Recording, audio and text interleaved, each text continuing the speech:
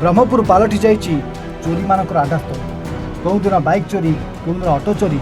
आज Brahmapur MKCG medical को के बरिडा गाँव नवप्रधान नामक व्यक्ति के बरिठा ब्रह्मपुर बड़ मेडिकल को रोगी धरी आसी 10:40 ऑटो मेडिकल गेट पाखे रखी रोगी को मेडिकल भीतर छाड़ी 11:20 समय बाहर को आसला बेलू ऑटो नथिबा देखि से विस्मय हो जाए।